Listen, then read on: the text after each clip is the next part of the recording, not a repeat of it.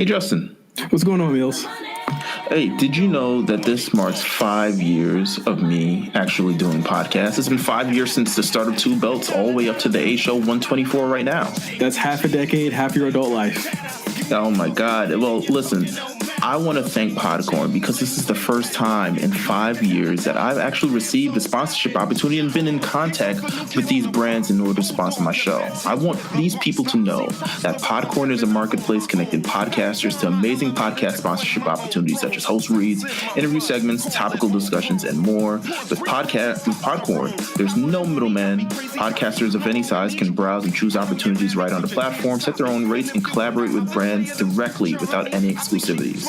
Me and you, we just made an account, signed up, and almost immediately were connected with brands who wanted to provide sponsorship opportunities to us. So I personally want to thank Podcorn for providing sponsorship opportunities for this podcast and for other podcasters moving forward. Now let's start the show. And just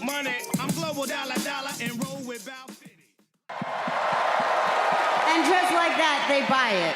They eat it up. You pander to them, you thank them. I mean, really, people, I thought you were a little bit smarter than that. I mean, it's just so easy to say the name of the city. You cheer. Hey, Stephanie, just cheer. I mean, just come on. Welcome to the A Show.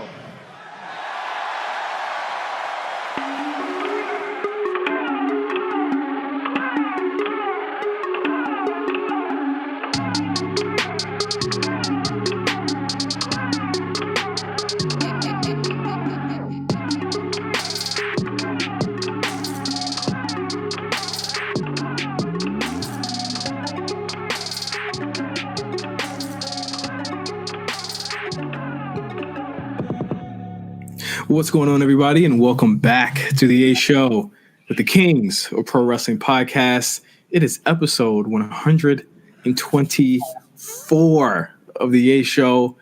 Meelz, what is going on this Super Tuesday, Super Showdown of the Democrats Day?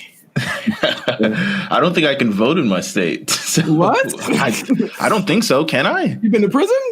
What's wrong with No. You can vote in New York today? Oh, no, like no, you're not. You're not a part of it. Didn't you guys already go, or are you guys coming up? You know what? I feel like Twitter will tell me. So that's where I get all my political stances and political Oh my God. and all my advice about bad recording contracts and all this other stuff like that. So I think I'm going to kind of leave all that there. And when the world tells me it's time to go Democrat, then I'm going to support the way I can. But other than that, I'm fine. It's been a pretty stacked week of professional wrestling. It's been a pretty stacked week just in general.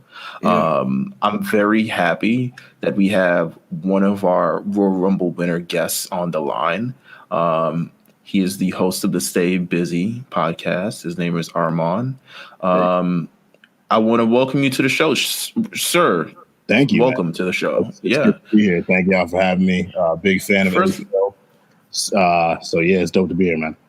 Listen, I forgot which Rumble winner got you here. I think the men's. Drew.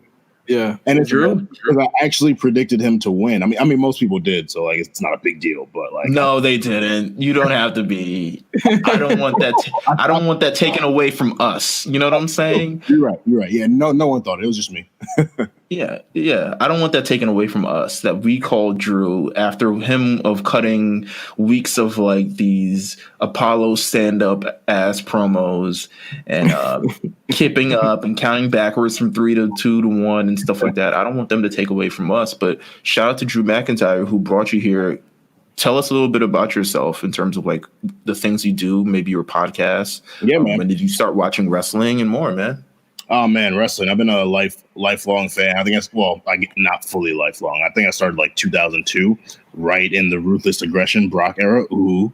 Yeah, I mean, aside from that, big music guy, music journalist, playlist curator. Like you said, I host a podcast, Stay Busy. We drop every Monday. It's basically centered around responsible discussions on the music business and music culture. We started back in December, so it's been a really, really fun experience. And yeah, I mean, besides that, I'm just a guy. I love to tweet. And yeah, like I said, I'm hyped to be here and talk some shit about wrestling. So how do you feel about the Megan Thee Stallion stuff going on right now? Man, it's tough. I mean, being a journalist, it's our responsibility to look at all sides. Like I'm a huge Megan fan. I love Megan. So of course, when I first heard it, I'm like, oh, fuck these labels. These labels suck. But then you hear from someone who's on the inside working with her and you hear their side, and it's like, all right, well, there's a lot of people who end up getting into these deals and they don't fully understand what's going on. They don't make good decisions. Possibly someone in their team weren't paying attention to the right thing. So it's a really shitty situation to be in. And there's definitely fault on both sides, I feel, but I want to hear more from Meg, because like Carl Crawford in his that interview was crazy. Yeah, it was wild, but like he gave like some pretty concrete numbers, and he said like I have receipts. So now I want to hear from Meg and see like what she can bring out to kind of give more balance to the situation. Yeah, I think it's and I know we're gonna get to the wrestling really soon, but I think it's super interesting that within this, and of course, obviously, I did music journalism before, and I'm still within the industry, of course. But I think it's interesting that people are automatically turning to the side of the artist, as if like, let's say whether Meg was 20 or 23 and she signed a deal that gave her 40% of her masters.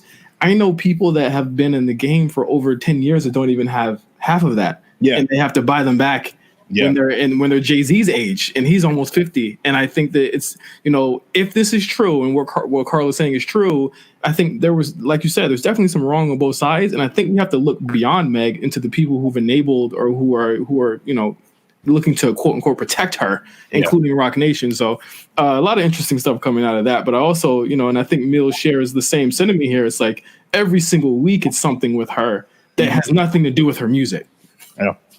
Yeah, that's kind of the nature these days of music. Like a lot of the things we end up talking about have nothing to do with new songs. Yeah, it's wild. So, what's your podcast name and where can they find it? Stay Busy with Armon Sadler.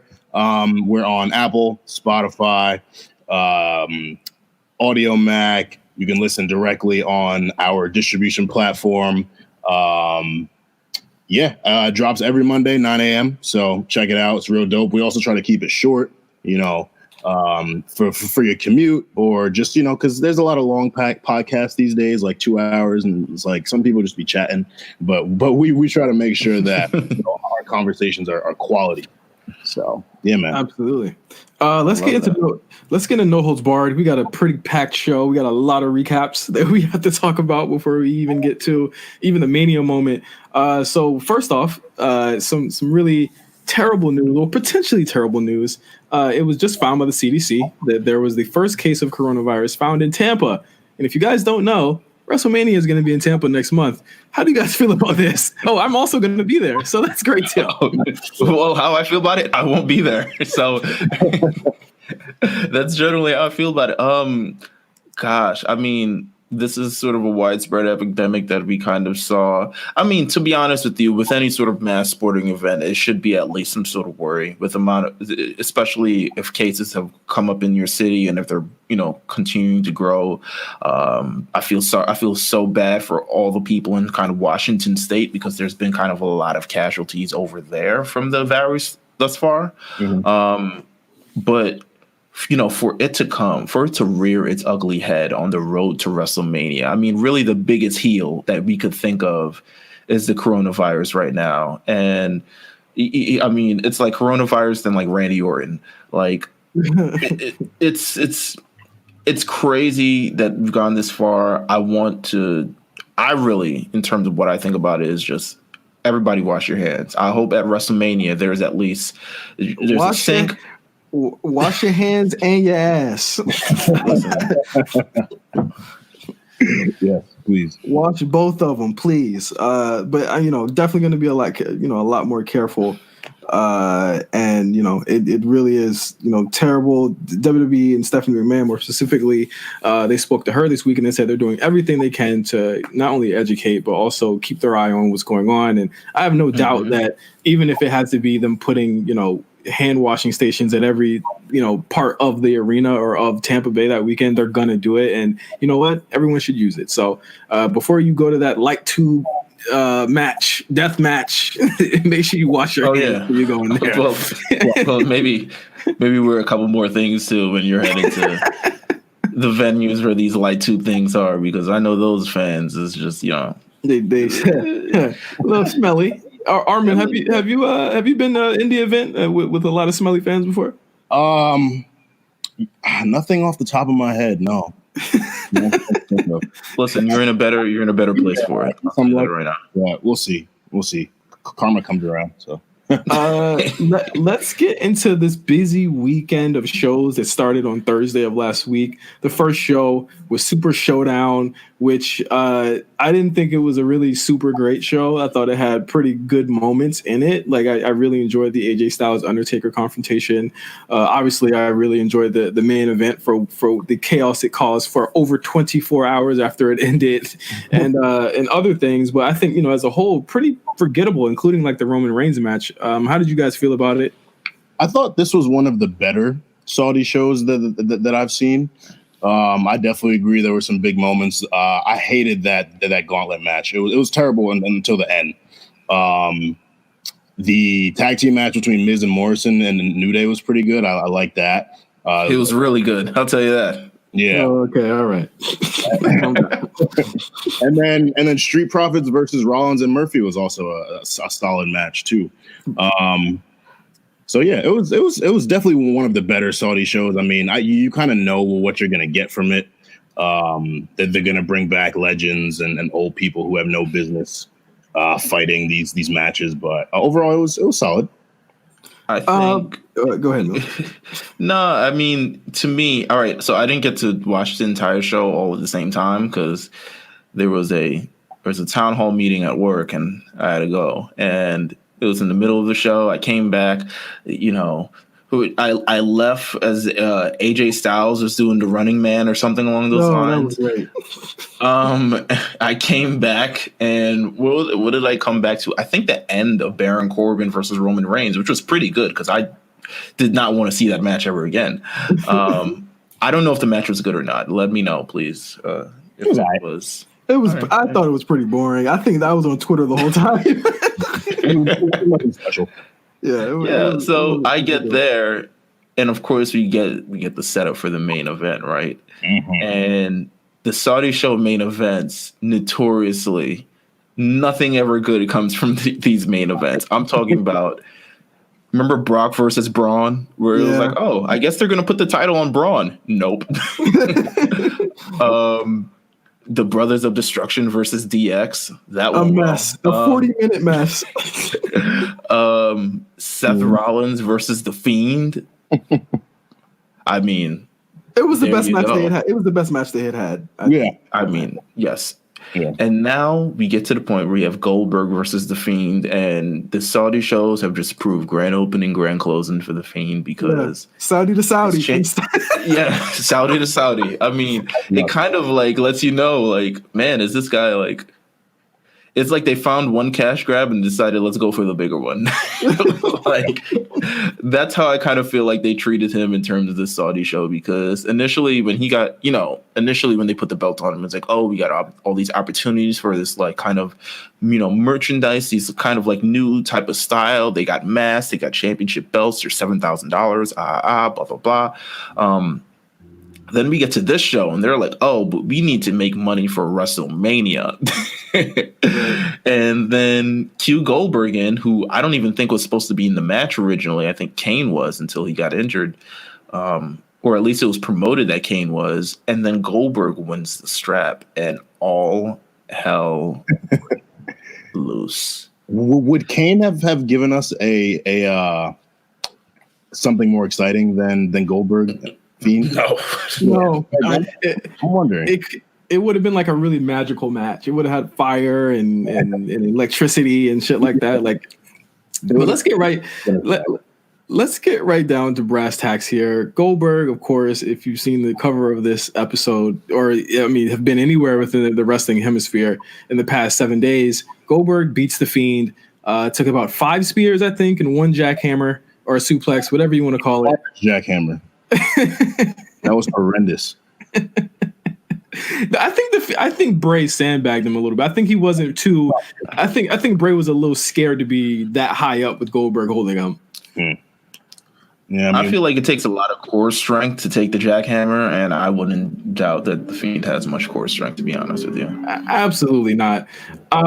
This caused so much anger, but I think, even within social media, there's been a very small majority of people, and as well as like on this show, that we've kind of felt the same way about the Fiend for months now. It's like once he gets the belt, there's nothing for him to do, and they've been stretching this out from October all the way to this point. I'm surprised they even got 2 Bryan matches out of this that actually were passable, and a Miz match even out of this that kind of, it was just like a holding pattern for the Fiend. Like, I didn't think his reign was particularly exciting or spectacular. I think everyone was waiting for the Roman to beat him, and I think that's kind of the wrong way you want to look at a championship reign. You don't want to look at it as, okay, he's just holding until this guy beats him. I think that's the wrong idea to look at someone who was in a title reign. I think it should be a strong group of matches, and I think they just didn't do it right with Bray. And again, the same with Braun. I don't think this character needs a belt, and they booked themselves into a corner by doing this. And I think Goldberg was honestly the best solution here. Yeah. Like I can't think of anyone aside from Roman that it would have made sense for him to lose to. So yeah, well, why not bring back Bill? Big Woo. I think just in general, I mean, I've been saying this since legitimately the beginning. And I don't want to say I felt kind of vindicated when this actually happened, but I felt sort of like, in my mind, I'm like, why are you guys making such a ruckus?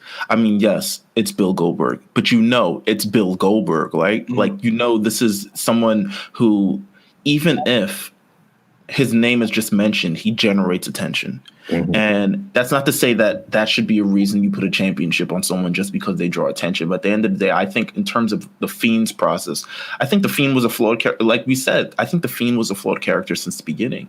And I think the Fiend, in terms of the trajectory that they did, I'm very, I don't like to use the word ruined, because I don't think you can ruin anyone in professional wrestling. I think there are ebbs and flows, there are peaks and valleys. You can come back. It's not really something. I think the Fiend will be back eventually, and he'll be back in sort of a main event program eventually. But the trajectory for the first 6 months of this character, for him to win the championship and set the bar kind of so high, he's unable to deliver the actual matches you did. And then it was kind of like a waiting game until Roman got there. To me, it's not how you kind of want to treat the character. And I think just in general, to me, Bray Wyatt wasn't it. I mean, sorry, not Bray Wyatt, but the Fiend wasn't it. And I don't think he didn't have the matches to carry it. He didn't have it was more so of a waiting game. He was a cool character, but he doesn't need the belt in any part of his thing. And I think, honestly, the Goldberg versus Roman Reigns match, in my opinion, is a much more, you wouldn't lie to me and say you want to see Roman Reigns versus the Fiend. Look, 6 weeks of the Fiend attacking Roman Reigns. Or Roman looking at the Titantron in confusion for 6 weeks. It's not fun. Like, I think they need to go back to the drawing board with the Fiend a little bit and figure out what made this cool again. And I think it was the off kilter, the inside jokes. Remember that when he had the inside jokes to Vince and stuff like that. Like, that was what made the character cool, and it made it seem like he was speaking to us. Once you put a belt on him, he has to live up to a certain thing, and I just don't think he lived up to it within the 6 months. So we have officially, I mean, it pretty much took Roman coming out and saying, I'm next, and that's all it needed to take. I mean, Roman never lost his belt. I think this is a big match. No one else on SmackDown can face Goldberg. No. I didn't even want them to patronize me by setting up the Elimination Chamber and setting up 5 other guys to go in there, knowing full well we all believe that they were going to lose. Yeah. If this is the match that they're going to go with, let's go all the way in with the match. Let's make sure to get a lot of story time. Let's make sure to get Roman over like Rover. Let's make sure to sort of really build and anticipate this match. And let's not do it the kind of way where we do it at the expense of other people on the show. Because 100% Baron Corbin's eating another pin if they do Elimination Chamber for this match. Daniel Bryan is eating another pin. All these people are eating pins for no particular reason. When the point is just like, if we're going to go get Roman, let's just do Roman versus Goldberg and make that a moment right there.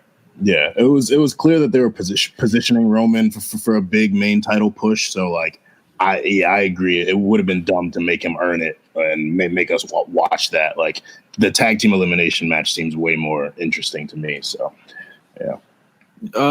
Real quick, Meelz or Armon, if you guys watched it, AEW Revolution. I watched one match. That was the tag match. I find with AEW, I'm only really interested in Kenny Omega's program, so I pretty much only watch him on the shows. So I thought the tag team match was phenomenal. I don't think I will go full 5 on it. I think it was a bit too long, but I really enjoyed Adam Page in this match as well. So he's somebody, again, like they're reeling me in with certain characters, and I think Kenny and Adam are 2 of my favorites on that show right now. But the rest of it, I couldn't do. I can't do a Cody match. So how'd you feel about the show? I didn't watch it. Oh, well, all right. Listen. Am I the only one? I guess I'm the only one on this thing who watched the show. For once, right? Like, come on, guys, get the let out. No, but I think just in general, to me, I thought it was an okay show. It was a very solid show. I think the moment of they kind of reel you in with these moments, and I think the Adam Page thing, I would say, happy that they've kind of like rehabilitated his character from the first pay-per-view and kind of made him sort of mean something, because they made him number 1 contender. And from the moment of him riding on that horse in there looking like, the corniest person ever, to now kind of having the shades of gray, sort of will he, won't he. There's an opportunity to make him into a face. There's an opportunity to slide him into a heel. They kind of got a lot of wiggle room with Adam Page. I think that's, a win on AEW's part. I didn't enjoy most of the show. The main event, I kind of, I watched it kind of. But Jon Moxley winning, I'm sure it'll be great, but I think Jon Moxley at this point I don't know if he fully realizes it or if anyone fully realizes it at this point, but I believe that people are going to be excited with who actually takes the belt off of him. Yes. I think you're going to get those same matches every single time, unless there's like a bunch of like foolery in it, which I'm pretty sure the main event had. I haven't seen it yet, but it's going to be just a lot of just the same type of foolery to cover up the fact that he does work that WWE style and that culture, where it is storyline over athleticism, whereas AEW is a lot more athleticism. But it's just going to be funny to see how they make this storyline interesting, because other than the Jericho and the Inner Circle and maybe MGF, I don't see any strong heels there unless he starts facing the Dark Order. So, I mean, we are getting hints of the Dark Order and all this other stuff, so maybe that's something that could happen in the future. But yeah, it'll be interesting. It's sort of the card goes. It's kind of easier from the Jericho standpoint to kind of list up or line up a set of challengers and figure that out, because they've established a lot of faces on the card. Yeah, there's Kenny, there's Cody, there's the Bucks, there's Moxley, there's everyone. But in terms of actually looking on the other side, it's like, has the heels, are you really going to buy the MJF story? Are you really going to buy? I mean, you could do Jericho again. I mean, but you know what?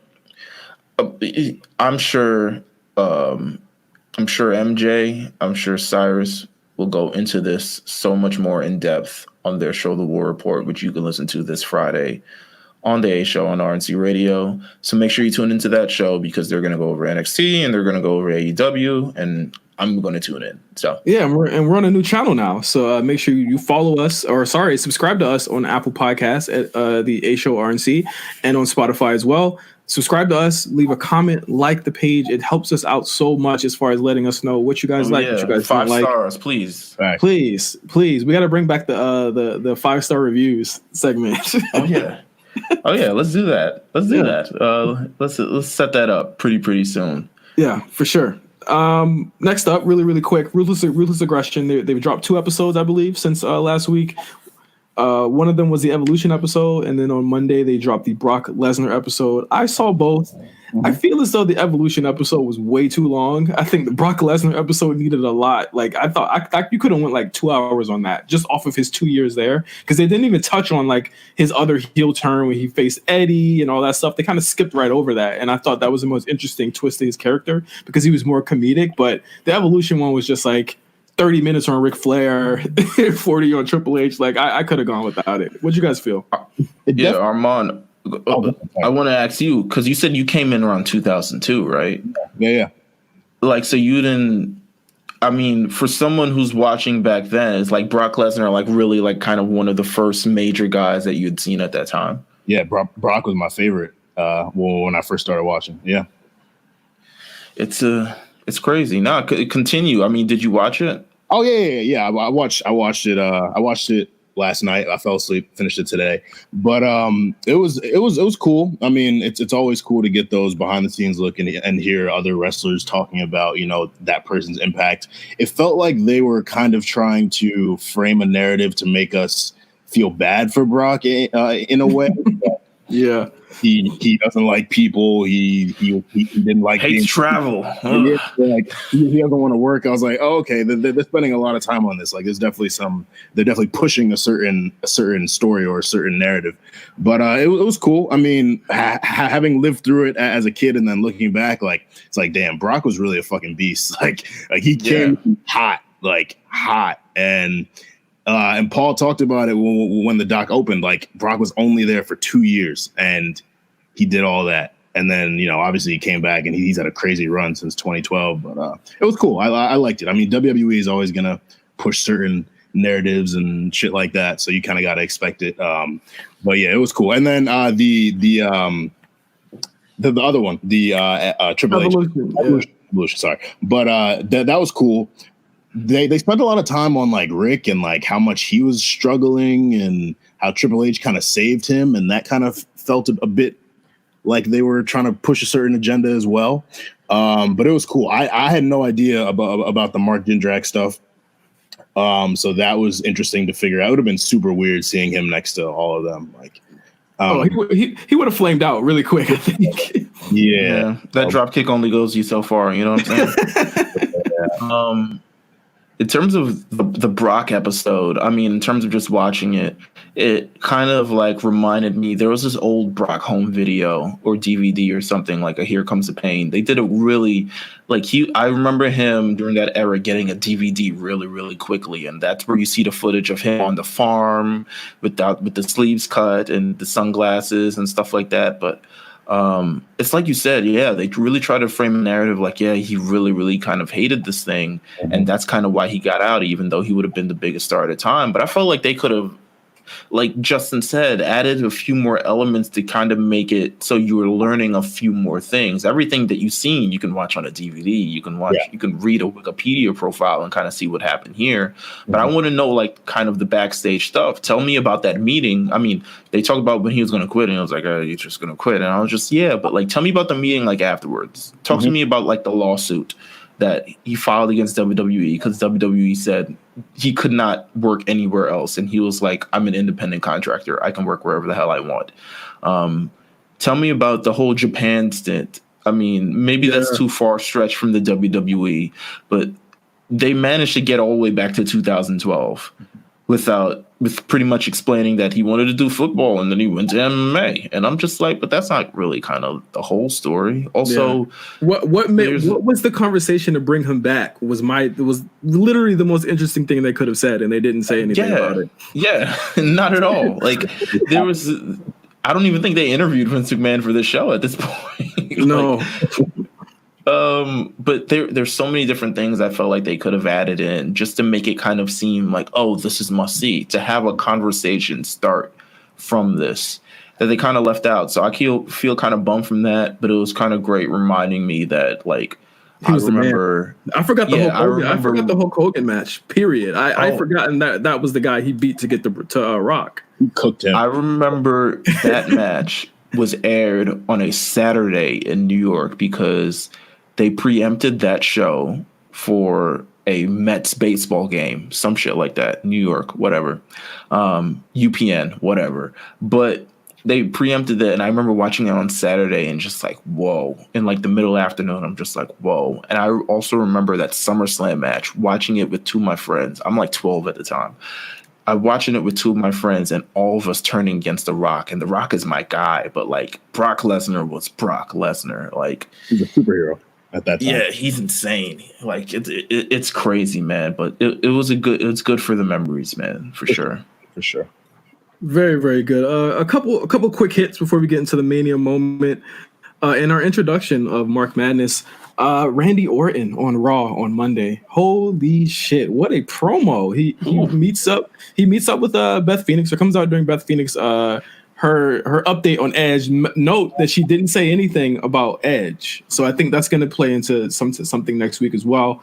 But he gives an impassioned promo about how Edge was the guy who saved his life, and who kind of motivated him and showed him that he could be the Randy Orton that we know today.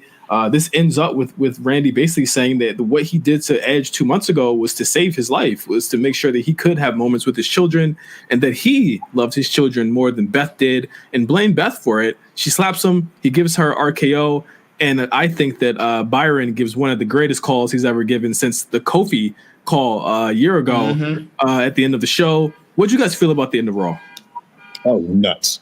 That shit was like, Randy is a gem, and Randy's always been one of my favorite wrestlers, but like the way he's consistently delivered over the course of his career, because like, you know, fans can get tired of people, you know, they can get tired of certain programs, but he's always booked in a certain way where like he's just always nailing shit. Like that was absolutely sick. And like, you know, it obviously brought me back to when he RKO'd Stephanie McMahon and RKO'd Stacy Keibler, and it's just like, it as toxic as it is, it's not getting old.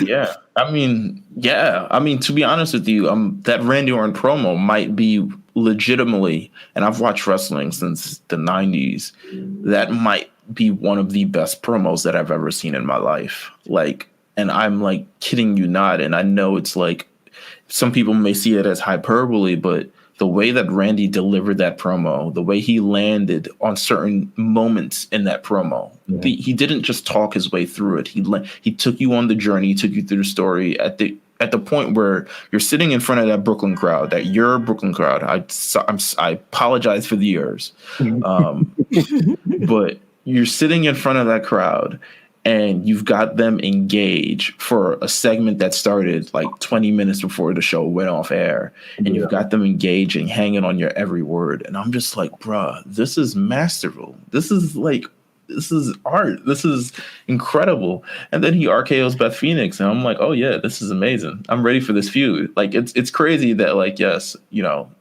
toxic masculinity gets me amped for more coming in the future. But you know what else I liked is that they don't do male on female violence that often in the show. So when it happens, it's really shocking. And I think we all knew what was going to happen here. But I think when you see it happen, it's like, you know, complete shock. Of course, Brooklyn cheered, but it was complete shock for people at home. Turn it up. Only wait until AEW throws Britt Baker off of a building or something. So wow. Don't give him any ideas. Street Profits won the tag team titles on Raw as well. Really, really great pop. Really good match. I'd always figured, I think I'd even said it on the show, I figured that KO was going to be the one to give them the straps that was going to lead to KO versus Seth. Looks like we're still kind of getting our way over there. But once again, another wrinkle added to the KO Seth feud. And it actually elevates the Street Profits. And I really like Kevin Owens tweeting about their win also. I think that he's a really stand-up guy, man. Yeah. I liked Seth promo afterwards, too. Charlie on the spot. Yeah, Chuck. Yeah, Chuck. No, but the whole, like, and Kevin, and, you know, he announces, he's like, first of all, I'm Seth Rollins, so I'm announcing this rematch. And I'm like, listen, go off, Seth. There you go. And then he says, and then for Kevin, just name the time, name the place. I'm going to crucify you. Yeah. And I'm just like, Oh, this is amazing. Now you've got the point where he's agitated the heel so much the heel actually wants the match. But is he dragging himself into a situation that he may not be prepared for? Or maybe he is. Maybe he feels so confident because he's got the Monday Night Messiahs. Or he's so confident because he knows he's going to kill this man.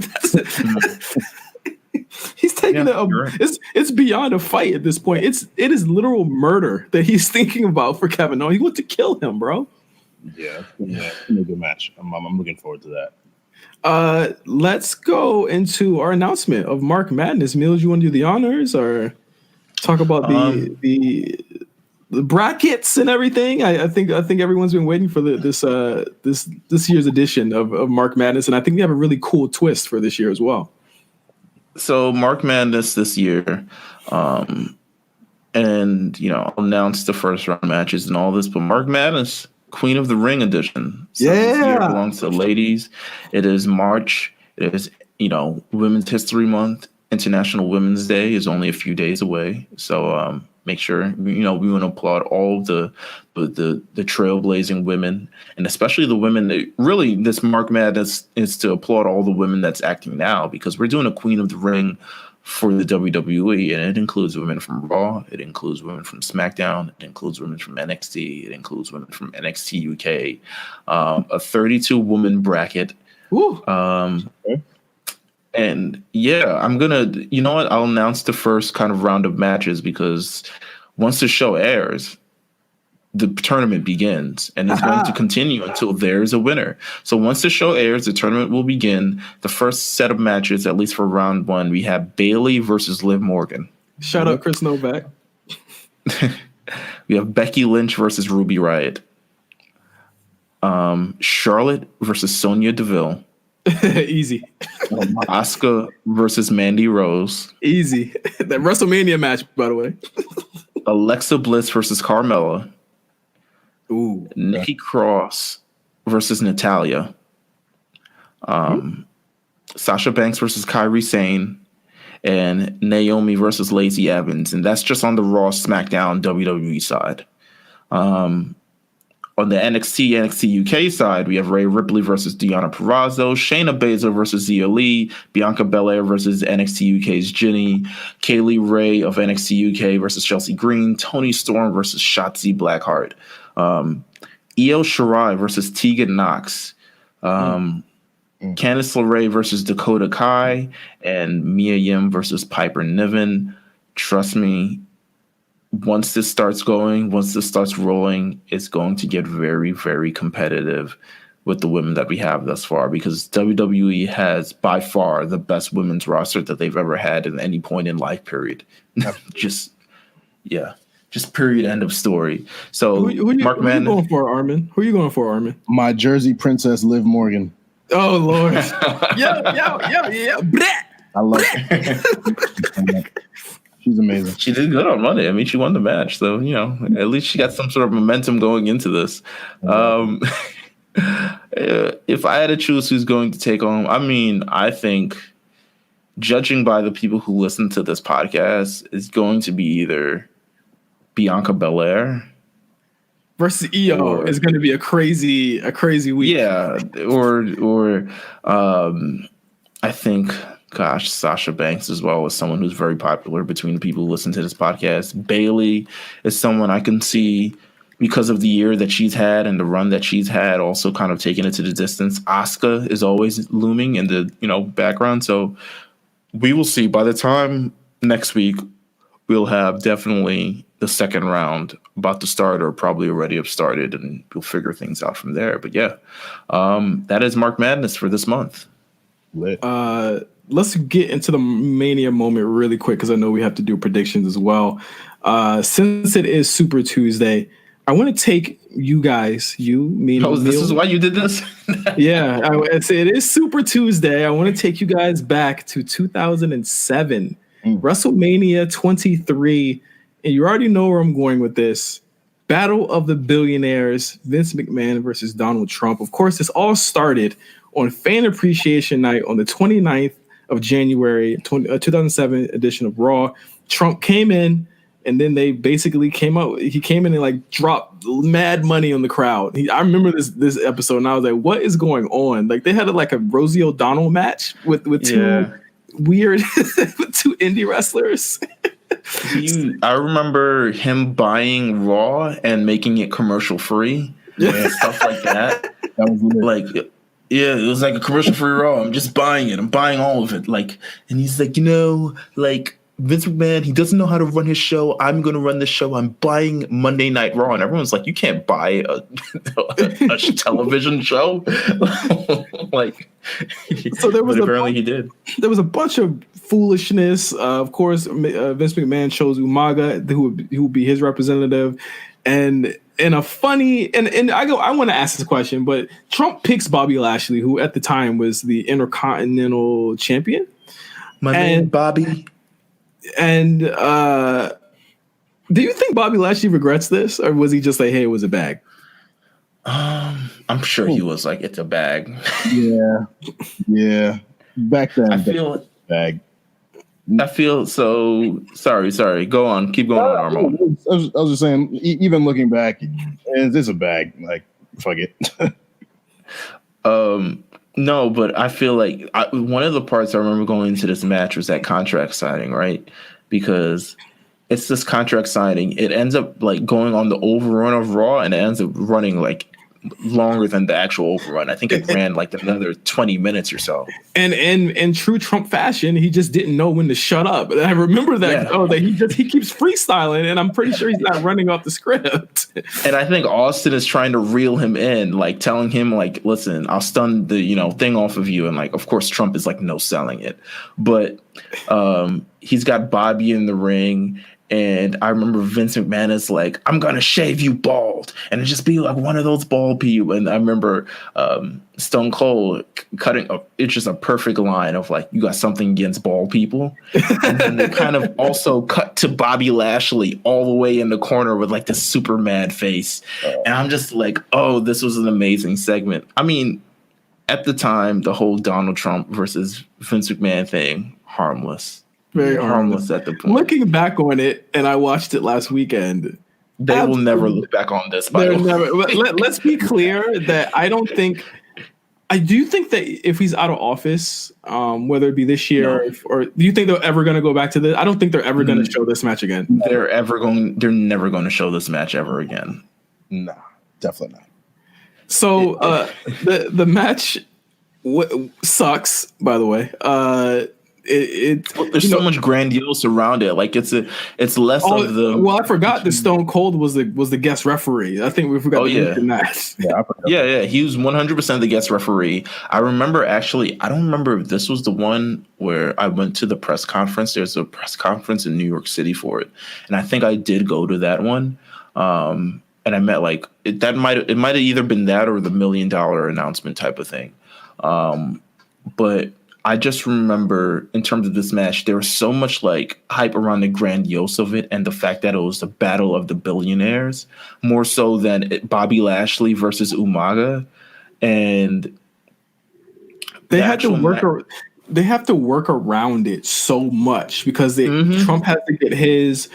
Vince has to get his. There's a part where Austin gets hit by Umaga and he takes a ref bump, which he's out for like 5 minutes. Shane comes out. Donald Trump tackles Vince McMahon in like the most like cat fighty way ever. So weird. Of course, Lashley wins, and I got to give it up for Vince. He really does everything for his art. Like he gets his head shaved. It's a great bit. It's a great moment. Everyone's the next night on Raw. I mean, where he had the hat on. He had the very what's my man's name? That coach. It's always referenced on King of the Hill. I forgot his name. Oh boy. But he had the Dick Tracy hat on. He had the Dick Tracy hat on. One of those. He had that on. And he's just around trying to hide his head. And you eventually pull the hat off his head. And Vince McMahon bald is the scariest sight because his ears are freaking huge. His ears are huge. So he looks terrible in this entire thing. But you know what?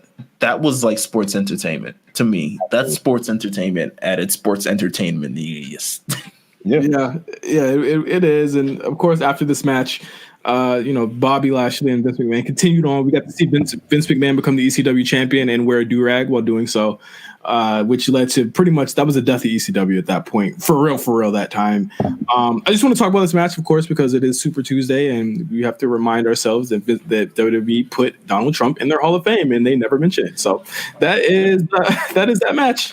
Jesus Christ. Let's get into Elimination Chamber 2020 and a show that literally had all of its matches announced within the last week. This show is so much of a non-factor. Yeah, man. No, I think if you would have put maybe the Roman Elimination Chamber or Roman qualification match, something like that on it, I think it would have had a little bit more heat behind it. But for now, it's like, I don't get the sense that in any of these matches that we're going to know, other than the Women's Elimination Chamber, that we're going to know anything that's going on for Mania and literally. Yeah. This show looks like it should have been Super Showdown, and Super Showdown looks like it should have been this show, because this show, again, such a non-factor. No world championships are defending on this show. A rematch even on this show. 2 of them. Three of them. I'm sorry. None of the actual major Mania programs are any of the people competing on the show. Randy isn't competing. Edge isn't competing. Cena isn't competing. The Fiend isn't competing. Goldberg isn't competing. Brock Lesnar isn't competing. Drew isn't competing. Like, Charlotte isn't either. We haven't seen Charlotte in weeks. Charlotte out here wrestling, having matches with Bianca Belair and long step Rhea Ripley over here. Like, oh God. Let's get into this first match. It pretty much got announced on Monday after he got pinned, of course, because that's the only way that title matches happen in WWE anymore. Andrade versus Humberto Carrillo for the United States Championship. Of course, Andrade is coming back from a suspension.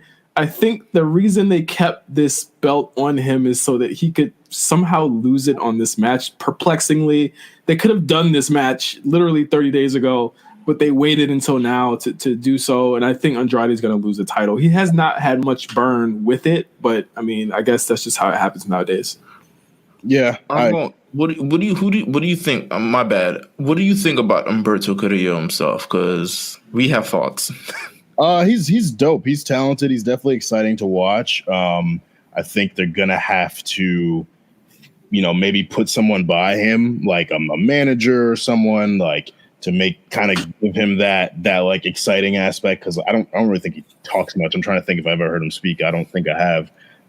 But he definitely puts on some good matches. So I wouldn't be mad to see him win the title. I don't think he'd hold it for long, but I could see him winning Sunday. I could only see Humberto winning if the real thing is to get the belt on Angel Garza. That's legitimate. Yeah. Yeah, that's legitimately the only way that I could see him winning in this match. And quite honestly, if they do the Fatal 4-Way at WrestleMania, I'm 100% for that. I don't think, though, that Humberto is going to win this match. I think Andrade is going to win this match. It's a little weird because Andrade is still very, very cold after that month off. Like, it kind of seemed like he just reappeared and he was just in the show, and he just kind of was like, all right, let's try to interject him back into this thing after a lot of momentum that he had. But I still think he's going to retain. I don't know. There's something in me. I think he's going to retain. Right. Next up, Aleister Black versus AJ Styles. Another match that was made on Monday from a rematch, or the first match that happened. Of course, Aleister Black challenged AJ Styles to this match 2 weeks ago, saying after he got jumped. They did have the match. However, Aleister was put in some type of weird gauntlet match where he faced off with all the members of the club, ending with AJ, who took him out with a phenomenal forearm and finally vanquished his undefeated streak that's been going for at least a year at this point, which led to a no disqualification match that is happening on Elimination Chamber. I think, honestly, AJ's booking is always very strange because he never really loses to new guys like that. Like he beat Ricochet 2 times in a row. Mm-hmm. So on one end, I'm like, okay, he might beat Aleister again. But on the other end, they put so much behind him, and the way they beat him on Monday doesn't make me feel very good about the chances of AJ winning this, as well as the no DQ angle, which leaves it very open for the Undertaker to come out because AJ's been taunting him. So I say Aleister Black wins this match. I think AJ ends up winning, and I think maybe after the match, Undertaker might come and like set up the 2-on-3 for WrestleMania, something like that. But I can see AJ winning. I don't know. I've got a feeling. I feel like Aleister's going to win. I don't know. I feel like they wouldn't have him lose twice in a row, I think. But I mean, I just don't think they would have him lose twice in a row. Yeah. So I'm going to go Aleister Black winning this match over AJ Styles. AJ has nothing really to lose. I can see Undertaker showing up and handling some things. I can see Aleister Black also kicking the shit out of everyone himself. So I'm going to go and say Aleister Black is taking this match. Yeah, it's very interesting because for the past couple of weeks, we've been asking what's Aleister going to do. And I think this is the clearest sign that, like, if he does win this match, you have something here that he could do. And I think if you're going to go the triple threat route, I'm not saying it's going to happen. I still absolutely think AJ and Taker is the route here. But if you're going to go the triple threat route, I think doesn't that give more protection to the Undertaker in itself? As in he won't have to work as hard. He won't have to do as much. He could literally lay on the outside and just come in and do a couple moves and win. Yeah, that's true. No, I don't know, though. But because I feel like Undertaker, he hasn't been in a triple threat match in a long time, but I also feel like he's not the type of person to kind of have those matches. He kind of wants to do the one-on-one, tell that story in that kind of way. I think this Aleister Black thing is leading to something else for Aleister, and I think this is all leading to AJ road to the Undertaker. So yeah, I don't know if we're going to get a triple threat. I kind of want just Styles versus Taker, even though it would be a great spot for Aleister Black, but I kind of want Styles versus Taker. Yeah, I agree with you, Meelz, and to an extent, I do agree with you too, Armon. Like, I think again, these are two very protected characters. Yeah. So to me, you can't go wrong with either. Of course, I would feel a way if Aleister lost 2 times in a row in 7 days, but on one end, you have to get that winning streak out. I think you got to cut it. You got to make him look human at some point, and so you think you can build him back up, not to a Ricochet level, of course. Like, you don't want to make it look like that, but I think that they've kept him so strong that you don't want to lose that momentum. And it's like people will say like, oh, you can lose to AJ and lose nothing, but I think absolutely Aleister can. I mean, he's looked strong against literally everyone on the roster, so I think they should be very careful about his positioning here. Next match is for the Raw Tag Team Championship, Street Profits versus Seth Rollins and Murphy. Is there much prediction to do here? I don't think they're going to give the belts right back to Seth Rollins. I think this is pretty much the Profits to lose here. Yeah. Street Profits got it. Hands down. I had nothing. Yeah. There's nothing to say here. I don't know if it'll be better than their match on Monday. I don't know if it'll be better than their match at Super Showdown, but seeing this match 3 times in 1 week is kind of wild. I think they need to stay far away from each other after this and give us Viking Raiders versus Profits at Mania. I think that's the match I want to see. Next up is the Elimination Chamber match for the WWE SmackDown Tag Team Championship. Miz and Morrison versus New Day versus Usos versus Heavy Machinery versus Lucha House Party versus Dolph Ziggler and Robert Roode. How did you guys feel when they said Lucha House Party? I'm like, you need 6, and unless the colognes are coming back, you only have 5. So, they have the revival. They have the revival, and they're not even in the match. God. I mean, I guess they did. I forgot all about maybe they're injured or something. I don't know. Maybe they're getting time off. They were from what I recall. It's definitely been like a month, huh? Revival. Yeah, but it's like. To be honest with you, they put them in the match. You're kind of patronizing them because they're not winning the match. And it doesn't even seem like they want to work towards anything with WWE anymore. So to me, it's kind of like, let's put in Lince Dorado, Grand Metalik. Let's get some high-flying, cool stuff out of the way. This entire match, to me... It's an ends to a means. Me, yeah. And I think one of the instant means is getting Otis and Dolph Ziggler in the same ring at the same time. Yep. I think that's going to play very, very heavily into this match. I think the whole Miz Morrison, New Day, Usos, Dolph Ziggler, Robert Roode thing will also play out a little bit. Lucha House Party really just here to take a pinfall. I'm calling with the champs retaining. The Miz and John Morrison just seems like they should retain. I don't know. They just want it. Yeah. That makes the most sense. Of course, I would love to see Heavy Machinery win because I fuck with Otis a lot. And there's always that, Jimmy and Jay of the Usos that end up winning just because they're always kind of booked into a winning situation. So there's always that possibility. But realistically, Miz and Morrison retain. Yeah, I think if you put the titles on heavy machinery, then you eliminate the kind of usefulness of the Miz Morrison, New Day, and Usos all in one fatal swoop. Yeah. So it's gonna have to be one of those three, to be honest with you. But yeah, that's what I think. How do you guys feel after this? If they do retain, if they're gonna do a multi-man tag match, we're gonna see this again, right?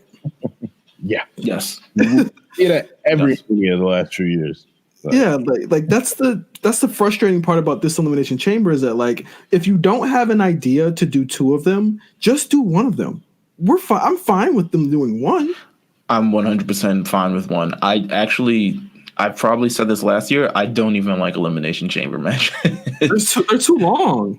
They're way too long. They're at least 25 minutes, and the drama doesn't start until 25 minutes. And, like, to me, I dislike Elimination Chamber matches just based on how frequently they're actually done. They don't seem to be an end to a feud. They seem to be more of an attraction as of something. And then it's weird when they just stick all these 6 tag teams and Lucha House Party in this match. So yeah, I'm not a fan either way, but it is what it is. Next up, Braun Strowman versus Shinsuke Nakamura, Cesaro, and Sami Zayn. 3-on-1 handicap match for the Intercontinental Championship. I really like their segments for the past 2.5-3 weeks on SmackDown. I love that Sammy's getting back into the ring here. I think that it's been long overdue. I think we've been seeing him as the manager for quite some time, and this is going to be really cool to see him get his wrestling boost back on. This winner is it's in the bag, right? I think that again, this is just another blow off. I think. I would be happy if Sami Zayn won. Well, that was my question, and I want to kind of have a fun conversation here because it's so obvious that Braun's going to win. But if they win, all three of them win the Intercontinental Championship, and they kind of do the Freeborough rule with it, that would be really funny. Yeah. They've been. No, go ahead. So I would that would be a really cool way to especially to incorporate Sammy, because I've always thought Sammy deserved more as a wrestler over the years, the better booking, titles. So it would be cool to see him doing his antics with Shinsuke and then Cesaro. And I always thought Cesaro deserved more too. He hasn't held a title since the tag team titles maybe a year and a half ago. So that would be cool to see, even though I'm a huge Braun stan. You really like Braun? I love Braun. Ooh, Braun. Okay. Wow. Braun's my guy. That's a new one. All right. Sammy. No, I kind of want Sammy to take home. I want there to be a way where Shinsuke Nakamura and Cesaro are taking all of these bullets for Sammy, and then Sammy is the one who kind of ends up laying down on Braun at the right particular time and walking out Intercontinental Champion. And it kind of makes Nakamura and Cesaro maybe look at Sammy sideways in terms of what he's doing and what his motivations was. And then eventually they kind of step aside so Braun can finally get his hands on Sammy. And they kind of do that whole story leading into WrestleMania if they chose to do that. I think that would be a much better use of Sami Zayn and Braun Strowman, because I don't think Braun Strowman as champion, I don't know what really much more you can do here. Even though he just won it, I don't know what more else he can do. All the great guys are taken up. So, I mean, I'm going to go with the team of Sami Zayn, Cesaro, and Shinsuke Nakamura. I'm saying Braun Strowman gets the belt off of him. Wow. Not even 3 weeks with it, and he's gonna get it off of him. He's a giant. He's a giant, man. Like they're not meant to hold titles for long. Yeah, and it'll be longer than his one night with the Raw Tag Team titles with Nicholas. So there you go. Main event. Do we need to? Foregone conclusion. Yeah, let's make it interesting here. Okay, storyline directions. But I mean, there is something interesting here, Meelz, and I think it's storyline directions for Mania. I think we're gonna get a Riot Squad 3-way match on Mania. I think that's definitely happening, and I definitely do think we're gonna get Natty versus Asuka at Mania too, in some way, shape, or form, whether it be a tag team match or a one-on-one match. I think we're gonna get those two because they've had beef for the past month, and they gotta settle that thing. Yeah, I disagree because I really think you're going to get Shayna Baszler versus Becky, obviously, when Shayna Baszler wipes the floor with everyone else in this match, unfortunately. And do you think Shayna's going to be the sixth one off the pod? Yes, because she's not working that long. Nor would I be. If she is working that long, she's laying down a lot. Like I can't see her. She's not a dynamic performer, in my opinion. She kind of really just colors in between the lines when it comes to working matches. I think there's an interesting, there's the interesting Riot Squad thing, but I don't think, personally, I don't think either of them, all three of them, have enough stock to warrant an actual standalone match at WrestleMania. Maybe. Like I would feel bad for them trying to convince people to care about all three of them. And it's not that, they're not there yet. They could get there eventually, but I don't think they're at the point right now. Liv Morgan is still introducing a new character. Ruby Riott just got back and she's trying to, So when are they going to blow it off? Herself. Sarah Logan on Raw, something along those lines. I couldn't see it warranting an actual match, a standalone match at WrestleMania. It's a great fantasy book WrestleMania match, but I can't see it warranting that unless they really amp up the levels crazy on this. Yeah, not the main card, maybe kickoff, but I couldn't even see kickoff. Yeah, because they having the women's battle royal thing. So that's kind of where I see. And I think it's a better opportunity to put one of them in that match. And if one of them goes over, then they're set for, then you can continue to build towards that match. But I couldn't see that happening. As much as it would be cool to kind of look back at it now, like I couldn't see it happening. It would be like saying Mandy Rose versus Sonya Deville at Mania. And I'm just like, but they're not ready yet, like at all. So of course this is the Elimination Chamber match for the right to face Becky, and I think we know where this is going. I think that we're gonna get Shayna versus Becky. I think the direction that they're taking right now is that Becky is overconfident and that she is, kind of, she's done it all. She beat Asuka and now she's like she's beating everybody in the division, and I think that's the story they're running with. And, it's up. I'm 50-50 right now. And if she retains against Shayna, whether she surprises her or whether, Becky does defeat her, I think it would be very kind of weird if Becky did retain here. But, we've seen way more confusing, surprising victories at WrestleMania. But, this seems to be the foregone conclusion. But how do they keep this hot for the next month and a half here? They got to meet at some point. Yeah. Definitely. I think they can. I think there's enough intrigue and the star power between both of them to make it interesting. I mean, at this point, Becky Lynch has been doing this for the last 5 months of her kind of just walking out and talking as opposed to having these actual matches herself. So I don't doubt that they could manage to carry this 5 more weeks until WrestleMania, even less than. It's like a whole month away. Good Lord. So I don't doubt it at all. I think they can get there. Yeah, you just got to throw a contract signing one of those weeks, Yeah, I'm sure that's what they're going to do. Contract signing, limo racing, I don't know, whatever. Something along those lines, but, we'll see. We'll see. Yeah. And that is predictions, and that is I want to ask 2 things really, really quickly. Okay, all right. Well, 2 things to every everybody. I notice every single week I'm about to leave, you always have 8 things to say. I need to not be ready to leave. I want 2 things I want to ask. First of all, I want to ask about the Cena and Fiend thing. How do you guys feel about it? I love it. I love it. Yeah, it's cool. Oh, I'm sorry to cut you off. Go ahead. No, it's all good. Yeah, I mean that's I feel as though if you want to rehab the Fiend, this is the match to give him. I think that again, Goldberg wasn't really a Fiend target. He's never had never met Goldberg before. He had never they never had a past. I think Cena and Fiend have a past. Every single feud he's been in has been someone that he's had some interaction with or someone that has wronged him right in the past. So Cena was his first, I believe, Mania match, was he not? Mm-hmm. And he wants to avenge that loss. And I think that's the story that you go in with, is that this was Bray's biggest embarrassment, was losing it. Because I remember we were pissed when Cena went over Bray that year. And I think they should right that wrong here and have Cena, take the pin. Return the favor. Yeah, return the favor.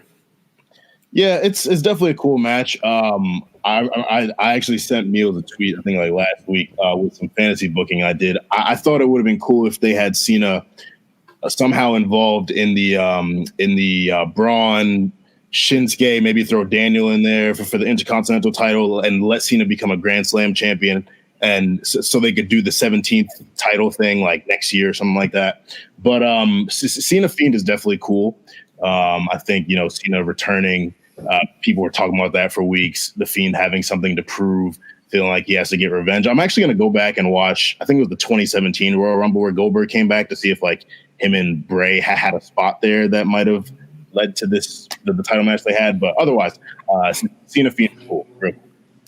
And have we seen the end of Ricochet? Oh my God, man. This shit hurts. This shit hurts to watch. There was always, and we know this, there was always a ceiling to him.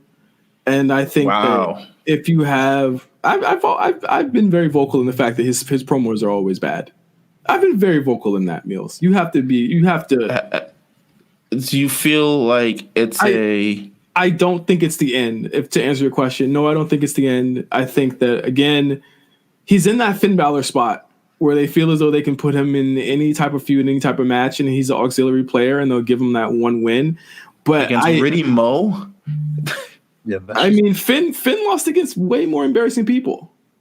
Nah, not Riddy Mo, baby. Riddy Mo got an arm in his trunks. Well, I think that again, commentary covered quite well for Ricochet, and I think again, these aren't things that you take for granted as far as the way this is true. He was injured from the match. Yes. Yeah. Like the way he was presented on Monday wasn't as someone who was a scrub, or it was Riddick Moss getting one over on him, and I think that again, like this is the way that CM Punk used to get booked against Hardcore Holly all the time, where he would lose to Hardcore Holly, and then out of nowhere they heat him up again, and he beat Hardcore Holly 3 times in a row.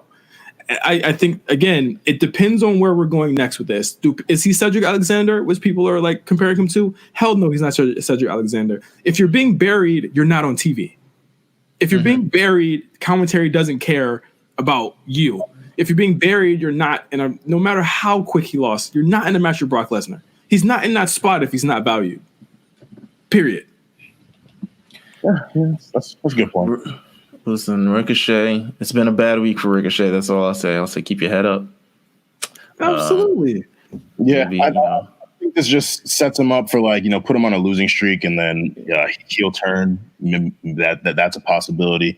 I'd be interested to see him as a heel just because I feel like he's really loved by fans and he's got that baby face thing going. So it would end up kicking Aleister Black in the face. I'm sure of it. Hey, and I'd be with it. I think you could definitely do that, and they would kill it because we haven't seen that before. We haven't seen that match before, and I think if you give that to that feud, the proper burn, then they can go ahead and do it. But do remember that in just 2 months we have Money in the Bank, and this could be setting up for that. Who knows what where this could be going? But I'd wait and see with Ricochet. I think that I really honestly think at this point they need to give him a manager. They need to do something. They need to do something with him. Because the promos agree ain't with that. it. The promos ain't it. And I think the superhero thing is even worse. And I think they need to get away from that superhero stuff immediately. This man was out in superhero underoos for like 6 months. Get him out of there. I just think he just needs to be a lot more aggressive with the things that he do and take it up a level and start becoming, I wouldn't say, because everything that he does is kind of credible, but he needs to kind of like take it up to the next level and really kind of show some sort of assertiveness and aggression in the things that he do. And I think that's where we're going to see it kind of go, where he's going to get a lot more aggressive as we count the losses. Which aren't many. Yeah, that's all I got. To be clear, Yeah, there aren't many losses. It's not a lot. Yeah. That's all I got to say. We can wrap it up. All right, that has been the Week in Wrestling. I want to thank once again Armon for being on the show. What's your Twitter handle? Where can we find you? Let us know. Twitter handle is at @A_SADLER3. Find me on Twitter, Instagram, just my name, Armon Sadler. If y'all want to hit me on PS4, we could do that. I play 2K. I didn't buy WWE 2K20 this year. It hasn't been pretty good. We can get on 19. We can get on 19. Yeah, I got 19. We could definitely run that. But Let's go 19. thank you guys for having me. Really, like I said, really enjoy the pod. I check it out, and you guys got me thinking about wrestling differently. So it's litty. Thank you so much, man. And once again, you can follow us at RNC Radio Live for the latest and greatest in all of our wrestling-related content. Make sure you follow us and make sure you subscribe to us on Apple and Spotify. A Show RNC. It'll pop right up. It is the big A. You can't miss it. It's on every one of our covers. Leave us a comment. So, give us 5 stars. Rate us, please. Let us know how you're feeling out there.